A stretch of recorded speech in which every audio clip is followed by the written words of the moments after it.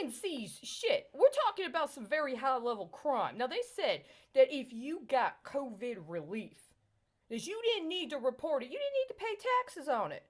But the problem is, what if you got that COVID relief and you used it as an investment? Like you used that to actually pay for stuff for, I don't know, your business.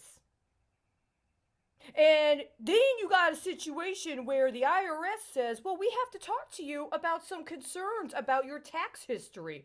And by the way, there are these things the IRS understands you've paid taxes on, including income you never received or reported on a tax return. Well, how can you report it on a tax return? Somebody else let the IRS know that was given to me as some income in my name. I never got it. Nobody from whom it was issued ever contacted me back about the concerns, even before I even knew. The IRS had recorded that somebody had given that to me as income. And so you send me some amount, the same account, by the way, that would have been the account I would have gotten my refund from the IRS from, right? And I used that to invest in my business. And I report it as a business investment for my LLC to the IRS. And so there is a return because I availed myself of what was understood to be the incentives available to a small business. And so I got a return on my taxes already understood to have been eligible. And what did I say? Well, I said, this happens to be pretty much the same amount as what would have been the first COVID relief. I'm going to put it into a savings bond. What if everybody took that first COVID relief and invested it in their business? Not even everybody. What if somebody took wait a second, isn't that what you're supposed to be doing with the small business assistance? See, if I'd gone to a bank and let a bank broker the deal and used the application for the loan as a derivative for a whole bunch of other stuff they were hooking up at the time, right? Somebody tracks that. Who tracks that? My LLC tracks stuff like that. But, I'm not trying to pry into anybody's personal business. But if I had gotten a loan as part of the assistance and I had made improvements in my business, including ones appropriate for what are supposed to be the circumstances connected to an emergency response, and then I file my taxes and I do what I need to do with my taxes, I got all the receipts. I got everything I need. I've been doing work. I've got a work product online. I got several work products online, as well as having had several efforts to engage in legal process because my LLC actually does legal research and legal services. And insofar as that's the case, I have a whole bunch of income I should be getting in legal fees, as well as what would have been awards for what I've already done in reporting. And the difference between a kickback scheme and getting legitimate recoveries for reporting fraud and or being compensated after being retaliated against as a whistleblower is, well, I'll tell you what, it's not. You file your taxes, you go to process it, and they spend over, 10 days? Processing it, but not accepting it. Well, we've got to wait.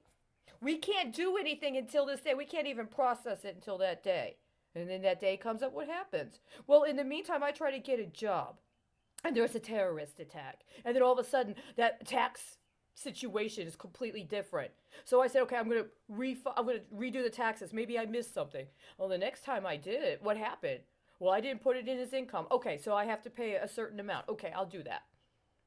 They wouldn't accept it. They wouldn't accept it the second time. So I do it a third time. What do? Bitch.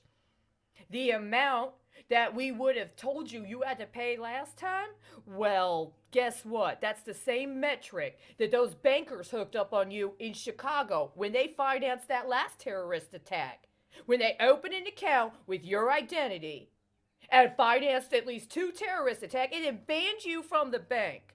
And you're here right now in town on a $300 million muni bond issued by that same damn bank. Nobody wants to take a report. Nobody wants to acknowledge you. Every time you try to get a job, there's a terrorist attack. And by the way, just so you know, we're not going to let you get that savings bond.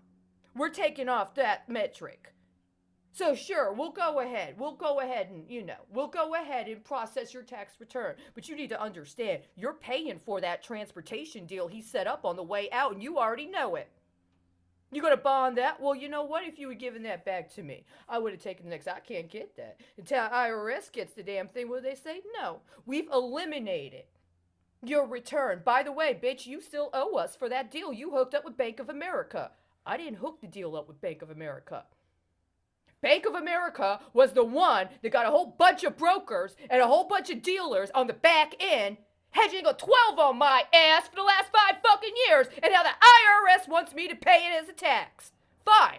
I already paid it. I paid it over 10 days ago, and they have not processed the damn payment. Why? Why did they have to wait until after the 14th day of a completely bunk legal filing post on Monday? And they still won't even acknowledge I paid it. Until the day you want it today? Am I supposed to pay his taxes for him with that 12? I'm just saying, you guys need to get this straight, because my understanding is I would have paid back the so-called relief.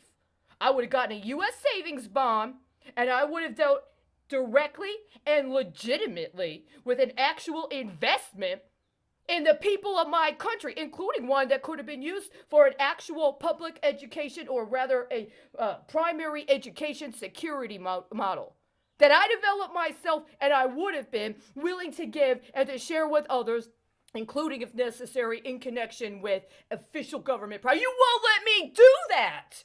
You keep running me through, over and over again, the most completely sordid, seedy, disrespectful processes. Now you want me to pay that $12? I'm paying it. I already paid the $12, and that is done. Whatever that shit is you hooked up with Bank of America is done.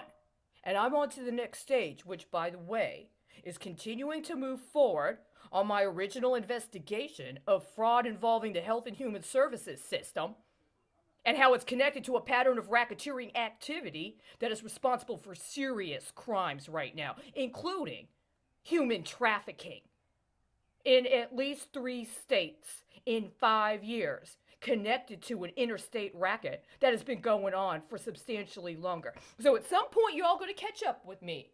But in the meantime, process that damn payment and stop holding up me actually paying my taxes so you can hook all these other deals for other people up. I'm pretty sure that even if he gets all the tax breaks in the world, that everybody you're proxying me for and everybody you're laundering money through me for owes more than $12.